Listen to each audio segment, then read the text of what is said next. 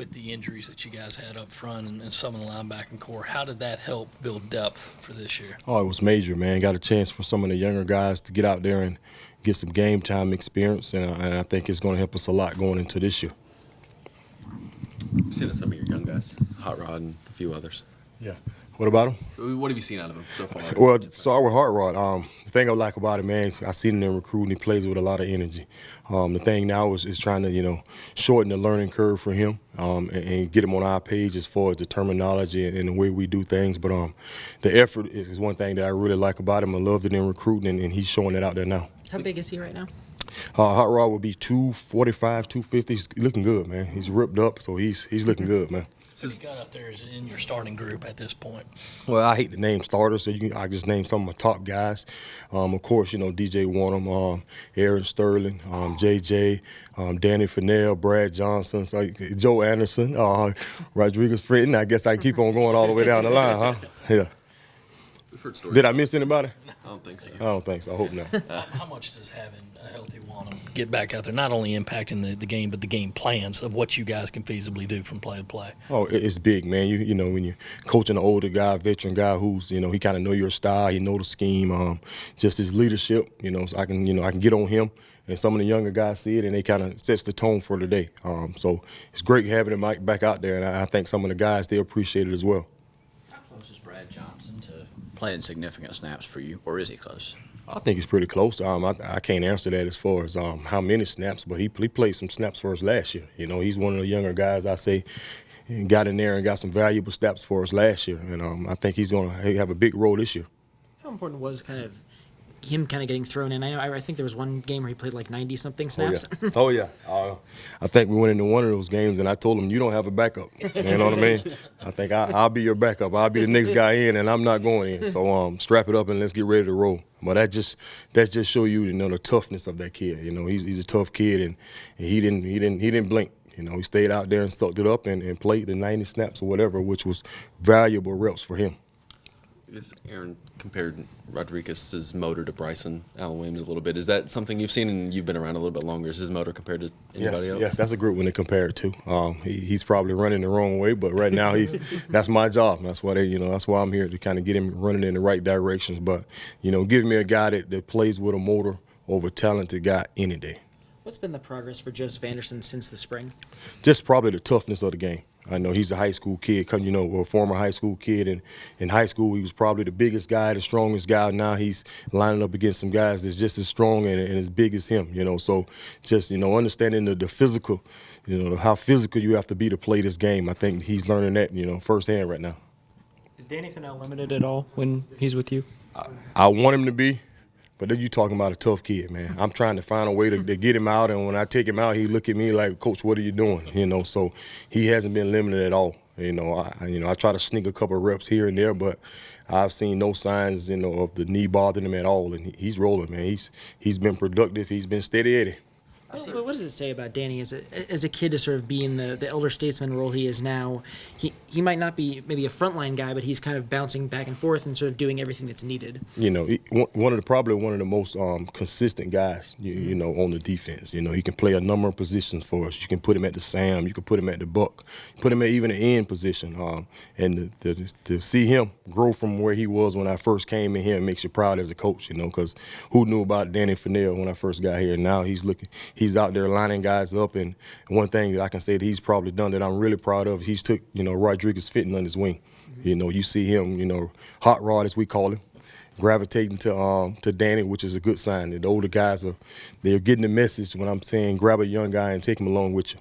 Mike, I know that you guys can't help injuries, but when you have a year like last year where there were so many, do you have to look at how you practice, what you can do to try to avoid some of them? No, man, injuries are part of the game, man. When you start doing that, then you tend to have more injuries, So you just play the game. You say your prayers at night, get up in the morning, and go at it, man. That's the game. Has DJ been the most productive guy so far during camping, or if not, who else is sort of up there? DJ Warner's been great, man. Yeah. He's one of those guys. You love coaching good players, and and I enjoy coming to work coaching a guy like that. He does everything right. And the good thing about it, the younger guys getting the chance to see, You know, how you prepare before practice, how you get out there early, how you prepare before games. So he's a valuable tool in my room, not only on the field, but just, just the lessons of how to approach the game. John Scott said DJ already has the NFL body. Do you see that as a NFL veteran? Man, I told y'all that a long time ago. You know what I mean? But, NFL, we don't talk about that. Me and him, we talk about it when we get one-on-one and sit to the side. But right now, we got some ball games to play. We got some quarterbacks to get after. So if you ask him, that's what he would be focused on. But the question, can he play in the NFL? Without a doubt. Mike, is it easy for a kid like that, knowing he's a senior, knowing that's out there someday, to keep his mind off of it and play these next 13? No, it's actually hard, because it's right there. You can use him and some of the other seniors that's there. It's just our job to remind them. The NFL and what's next is going to take care of itself. All you can control right now is what you do on the field. What are expectations for JJ entering this year as he kind of bounces out to end? Just come out and be productive, play within the scheme of the defense. He's a guy with a lot of talent. Man, my job is to kind of bring that talent out of him. He's kind of new to my group, so right now he's kind of understanding how we do things over there. We call ourselves Buck Life, and we live a different way. We walk a different way. We eat breakfast a different way. So he's kind of getting used to how we do things in our room. How do you eat a breakfast a different way? Fast. We fast and physical, man. We eat breakfast fast and physical. We're not doing a whole lot of talking. We eating and what's next.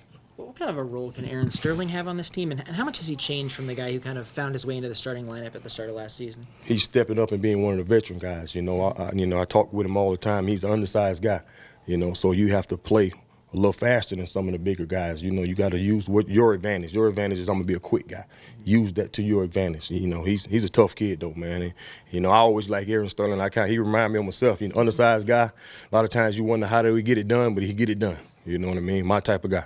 Was JJ out there today? Yeah, he was out there. Yeah, he was there. JJ, best pass rushers. Huh? Who's been the best pass rushers so far? You trying to get my guys upset with me? Come on, man. I got all my guys are great pass rushers. Who would be my top pass rusher? DJ Wanham he's come on. He's a good one. He's a good one. But all the guys, at the end of the year, ask me that, and we'll go from there. That'll work. Yeah. All right. What about JJ's skill set makes him fit to, play in more so than, defensive tackle? He got a lot of natural ability. Some of the things he do is just natural ability. And now my job is to, teach him when to use those type of moves. You know what I mean? But he's a natural, man. He's a heavy-handed guy. He has long arms, great size, great quickness, So, my job is to, get him to use it at the right time and when to use that or when to run around a guy, And it's been good, man. It's like been no complaints. He's taking coaching, which I tell him I coach a little different. I'm gonna love you when we outside the building, but once we get in that meeting room, I'm gonna tell the truth and tell you exactly how you played. Mike, when you guys get together and watch film, how often do you talk about a Clowney or Norwood, Devin Taylor, some of the greats that have come through, or do you talk about those guys? Yeah, I talk about them all the time.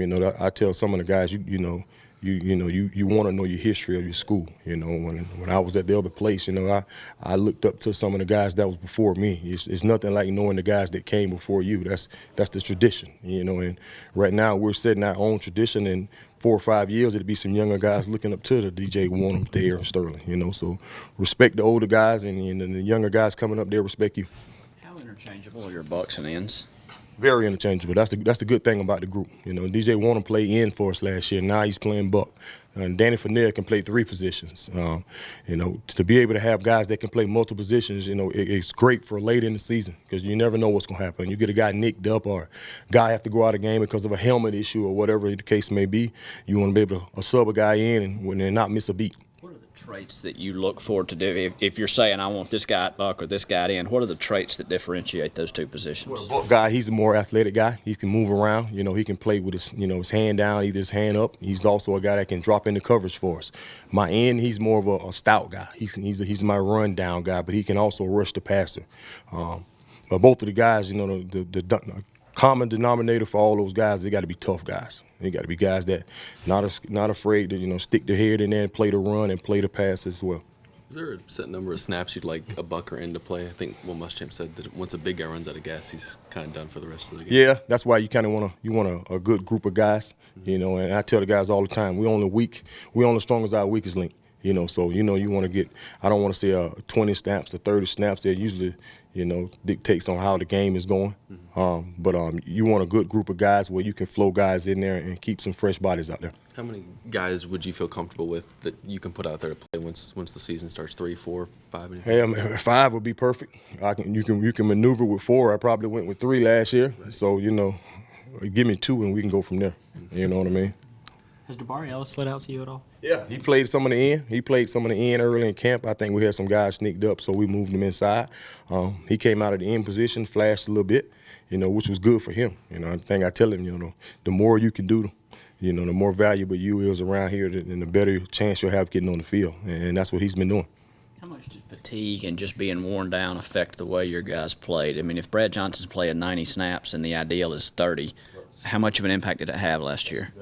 A lot. That's the reason I tell you, we train a little different. My guys, we have to be, we run a little extra. You see, we may run after practice a little bit. We have to be in shape. We're running to the ball. We're getting calls. We're active. My guys, the buck position and the end position, you have to be in top-tip shape in week 1, because it's if not 3 plays, you're going to be gassed and you're going to be out of there.